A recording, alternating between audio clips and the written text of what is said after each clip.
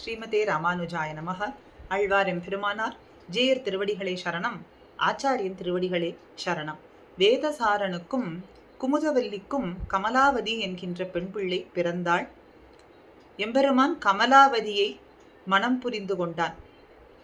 கமலாவதியை ஒருமுறை அரசன் ஒருவன் சிறைபிடித்து செல்ல, அந்த அரசனை வதம் செய்து கமலாவதியை மீட்டு அந்த அசுரன் மீதே நர்த்தனம் ஆடினதனாலே எம்பெருமானுக்கு மாயக்கூத்தன் என்கின்ற திருநாமம். தென்குழந்தை பெருங்குளம் என்கின்ற திவ்யதேச அனுபவம் இன்று. மானிடவர்க்கென்று பேச்சுப்படில் வாழகில்லேன் கண்டாய் மன்மதனேன்னு நாச்சியாரினுடைய வாக்கு. மானிடவர்க்குன்னு என்ன சொல்றதா? என்னை மானிடவர்க்குன்னு பேசி முடிப்பதா? அப்படி ஒரு வாழ்வு நான் வாழ மாட்டேன் என்று எப்படி பிரதிஜை எடுத்துக்கொண்டாளோ அதுபோல கமலாவதியானவள் எம்பெருமானை தவிர நான் வேறு ஒருவருக்கும் ஆட்பட மாட்டேன், அவனையே மணந்து கொள்வேன் என்று பிரதிஜை எடுத்தாள். எம்பெருமானும் கமலாவதிக்காக இறங்கி வந்து அவளை மனம் புரிந்து கொண்டான். பக்தன் ஒருவனுக்காக இறங்கி வந்து தன்னை அழித்த பெருமை இந்த திவ்ய தேசத்து எம்பெருமானையே சாரும். அடியவனினுடைய மனைவியின் மானத்தை காத்து தீயவரை அழித்து எம்பெருமான் வெற்றி கூத்து ஆடினான் அப்படிங்கிற பெருமிதம் தோன்றும்படியா இருக்கக்கூடிய திவ்ய தேசம் இந்த திவ்ய தேசம். மூலவர் ஸ்ரீனிவாசன் கிழக்கு நோக்கி நின்ற திருக்கோலம் உற்சவர் மாயக்குத்தன் என்கின்ற திருநாமத்தோடு விளங்குகின்றார். அலர்மேல் மங்கை தாயார் ஸ்ரீனிவாச பெருமாளுக்கு ஏற்ற தாயார் அலர்மேல் மங்கை தாயார். தென் குழந்தை என்கிறதுனாலே குழந்தை வள்ளி நாச்சியாருக்கு திருநாமம்.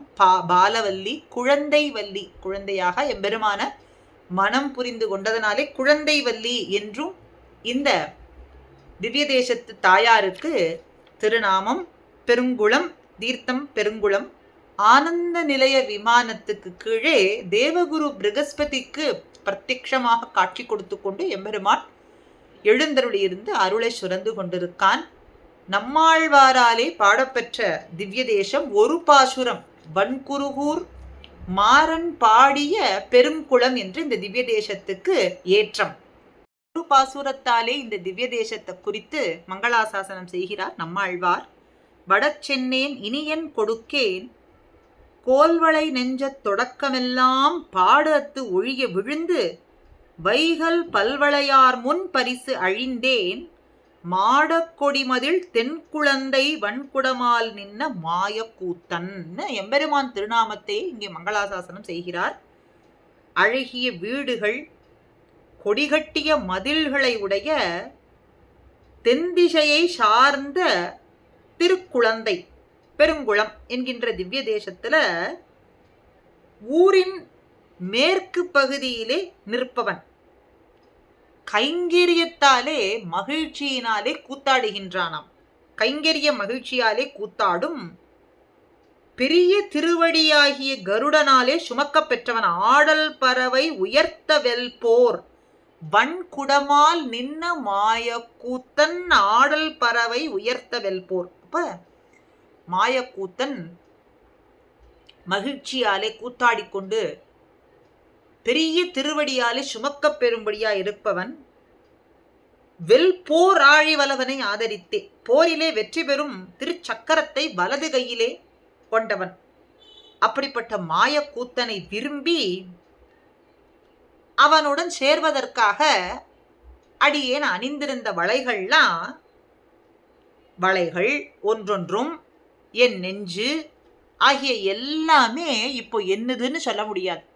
எதெல்லாம் என்னதுன்னு சொன்னேனோ, என்னுடைய கைகளிலே அணிந்து கொண்டிருந்த வளைகள், என்னுடைய நெஞ்சுன்னு என்னெல்லாம் சொல்லி கொண்டிருந்தேனோ அது எல்லாமே ஒன்றுமே இல்லாமல், சிறிது கூட இல்லாமல் எம்பெருமானிடத்துல இழந்தேன்.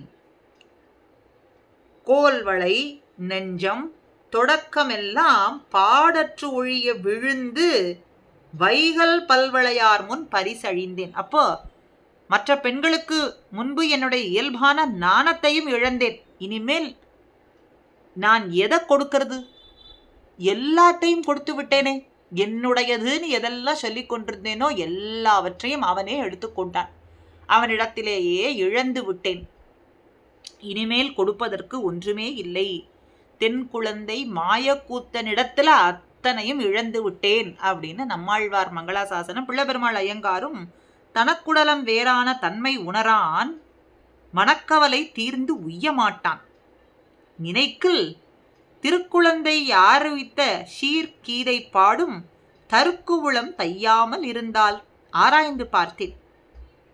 ஆராய்ந்து பார்க்கும் பொழுதுதான் தெரிகின்றது, திருக்குழந்தை அப்படின்னு திவ்ய தேசத்திலே எழுந்தருளி இருக்கக்கூடிய எம்பெருமான் உரைத்த சீர் கீதை அவன் நன்னாக சொன்னானே, அருளினானே.